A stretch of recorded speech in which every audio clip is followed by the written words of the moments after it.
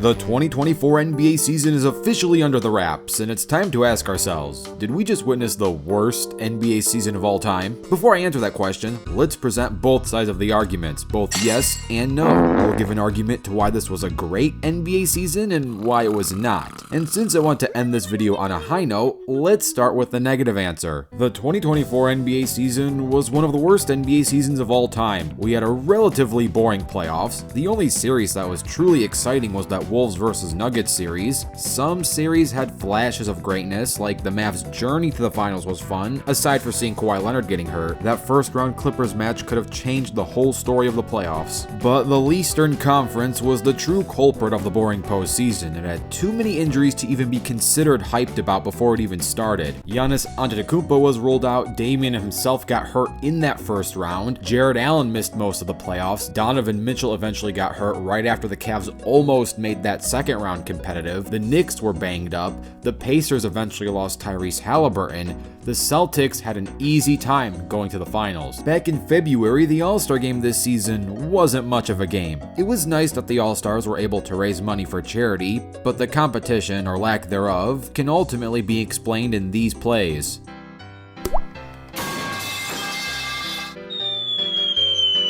From a viewer perspective, it was not exciting. The MVP race was lackluster. I'm not saying Nikola Jokic shouldn't be MVP, he deserved the trophy, but the race itself did fall apart after Joel Embiid became disqualified due to his injury. Just imagine if he never got hurt this season. He was on pace to have an all-time historic season, and the race would have been much more interesting if he was still in it. This season was void of any blockbuster deadline trades, yet there were some eyebrow-raising moves. The Mavs adding PJ Washington was interesting, but there was no, say, Nuggets Carmelo to the Knicks type trade at the deadline. And before you bring up James Harden being traded to the Clippers in the beginning of the season, yes, that was also interesting, but let's call it what it is. James Harden is not in his prime, and he's been on one too many teams for any type of James Harden trade to be blockbuster news anymore. This isn't 2018. The Warriors had an absolutely terrible season, but for all the wrong reasons. Not that anyone outside of Golden State wanted another Warriors ring, but it's not fun for basketball to see Draymond Green act like an MMA fighter. It's fun for TMZ and drama, but not fun for fans of the fundamental game. Also, Klay Thompson going 0 for 10 in a play-in tournament elimination game was kinda sad.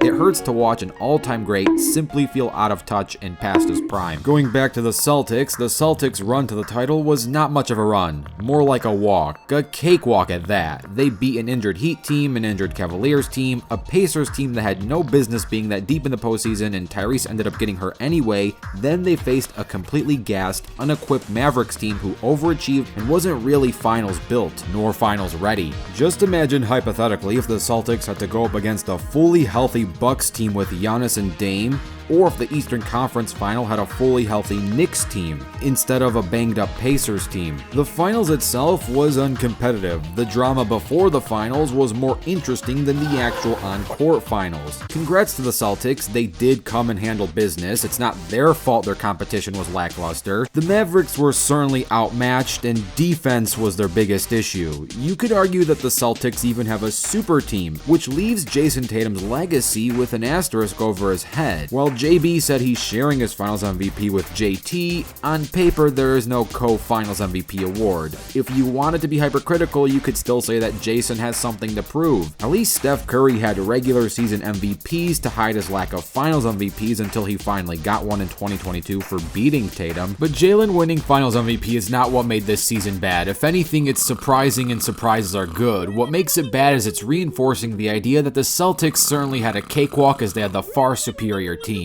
But that's even assuming that this season was bad to begin with. Enough of the negativity, let's move on to the more positive note. The 2024 NBA season was actually a pretty promising season, with many reasons to be excited for the future of this league. First and foremost, there are a lot of up-and-coming young teams with the hunger to become the next NBA powerhouse. Teams like the Orlando Magic, Oklahoma City Thunder, and Minnesota Timberwolves. These teams have cores that are built to be competitive for many years to come. This was Paolo Banchero's first playoff run, and I don't think it's going to be his last anytime soon. OKC was the youngest #1 seed in NBA history. Their average age was 23.4 years old. The Timberwolves made their deepest playoff run since prime Kevin Garnett all the way back in 2004. These are new faces with fresh moves, and they're ready to compete and dominate this league for years to come. Then there are teams who haven't even scratched the surface on how great they can be. They have tons of untapped potential, like the San Antonio Spurs, as Victor Wembanyama claimed Rookie of the Year. This league has plenty of young stars. Speaking of stars, while the actual NBA All-Star Game was questionable, the All-Star Weekend was filled with many fun moments, most notably the NBA versus WNBA Steph versus Sabrina 3-point challenge.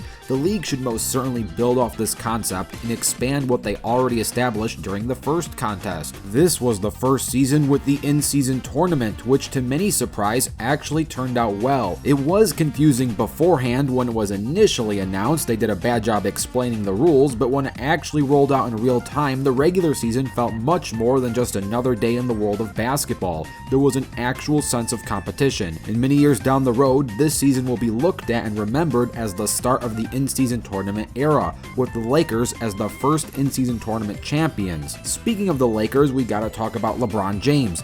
This was the season in which LeBron surpassed 40,000 points, an all-time NBA milestone that has never been done before. In many ways, this was a historic season. To which, speaking of scoring points, the NBA as a whole after All-Star Weekend started scoring less points, which is actually a good thing. They still averaged an absurd 114.2 points per game for the season as a whole, but there was a significant drop post All-Star break, in which the league dropped from 115 points per game to 112, which would take us to 2019 type basketball. This is also the first time in a long time when we saw a decline in scoring from the previous season, which is a positive trajectory for the competitiveness of the league. This is mainly due to the NBA calling less fouls and having less free throw attempts altogether, and even the pace has declined from last season, albeit a small decrease, but it's a good sign for the future. The postseason, while it certainly could have been better, especially with all the injuries, it still had an all-time great Timberwolves versus Nuggets series in the second round of the Western Conference.